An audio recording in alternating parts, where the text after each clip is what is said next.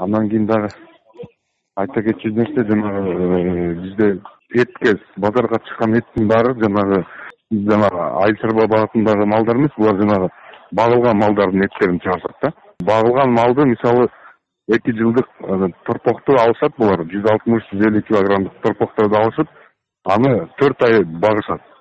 4 ай багышып 220-230 килограмм кылып сатышат. 2 жылдык торпоктор азыр 70 миң айланасында турат да. Мисалы 70 миңге алса, аны азыр базарга алып чыгып 100 миң сомдун тегерегинде сатышат 4 ай баккандан кийин. Булардын жана тойтка кеткен, бакканга кеткен, жемге кеткен расходтору бүгүнкү күндө 20 миң сомго тартышып калды да.